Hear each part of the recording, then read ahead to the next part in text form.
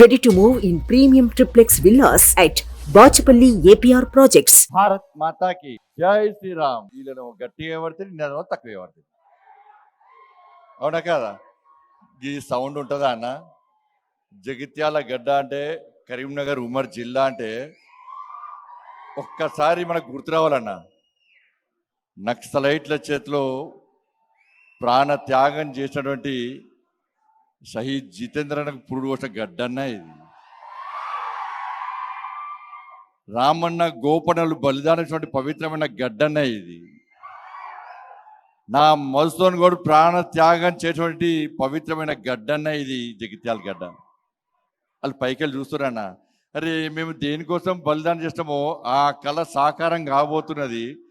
అటువంటి నా పవిత్రమైన గడ్డలో మా అన్నదమ్ముల పౌరుషం తగ్గింది అంటే వాళ్ళు భరిస్తారా అన్న? భరిస్తారా? అటువంటి వీరులకు పురుగు పోసినటువంటి గడ్డ మీద ఇలా పిఎఫ్ఐ లాంటి లుచ్చన్న కొడుకులు ఇక్కడ అడ్డబెట్టి పాకిస్తాన్ జిందాబాద్ అని చెప్పి నినదీస్తూ ర్యాలీలు తీస్తే వాళ్ళకు ఆర్థిక సాయం చేసుకోవడానికి, వాళ్ళకు సహకరించడానికి చెవులకెళ్ళి రక్తం కారణ లేదా? మా జితేందర్ అన్న, మా రామన్న, గోపన్న, మధుసూదన్ కూడా చూడాలనే లేదా అన్న? వాళ్ళు చస్తామని తెలుసన్న, వాళ్ళకు చనిపోతామని తెలుసన్న, చంపుతామని వార్నింగ్ ఇచ్చిరన్న, పోస్టర్లు ఇచ్చిరన్న, టైం, డేట్, ప్లేస్ డిసైడ్ ఇచ్చిరన్న. కానీ ఈ రోజు నా జితేందర్ అన్న, నా మధుసూదన్ గౌడ్, నా రామన్న, గోపన్న జెండాని పెట్టి ఇంకా పోలేదన్న. నమ్మిన సిద్ధాంతం కోసం ప్రాణ త్యాగానికైనా సిద్ధమై నక్సలైట్లు బాడీలో బుల్లెట్ దించినా కూడా చివరి కొన ఊపిరి వరకు భారత్ మాతాకి జై అని ప్రాణ త్యాగం చేసిన నా వీరుని గడ్డ అనేది. అటువంటి గడ్డ మీద నిర్ణయిస్తే ఎట్లుండాలన్నా? ఇస్తారా లేదా?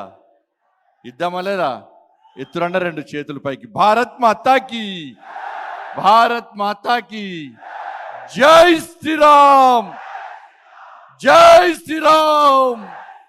రామ లక్ష్మణ జానకి.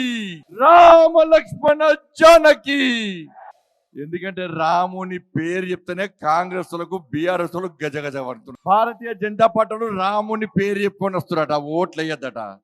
అంటే కాంగ్రెస్ పార్టీలు, బీఆర్ఎస్ పార్టీ రాముని వ్యతిరేకిస్తున్నట అన్న. ఇలా తెలంగాణ సమాజం ఆలోచించాలి. భారతీయ జనతా పార్టీ పక్కా బరాబర్ రాముని గుడి కట్టిన పార్టీ. ఈ దేశంలోని ప్రతి హిందువు భాగస్వామ్యంతో భవ్యమైన, దివ్యమైన రామ మందిరాన్ని నిర్మించిన పార్టీ భారతీయ జనతా పార్టీ. బరాబర్ రాముని పేరు చెప్పుకొని వస్తాం. మీకు దమ్ముంటే మీరు రాముని వ్యతిరేకిస్తే మీరు బాబర్ పేరు చెప్పుకొని రండి. ఇలా తెలంగాణ సమాజం డిసైడ్ చేస్తుంది. రామునికి ఓటైనా, రాముని వ్యతిరేకులకు ఓటైనా తెలంగాణ సమాజం ఆలోచిస్తుంది. అరే ఊరికేనే వచ్చిందా అన్న రాముని గుడి? ఎంతమంది కరసేవకులు బలిదానమైరన్న?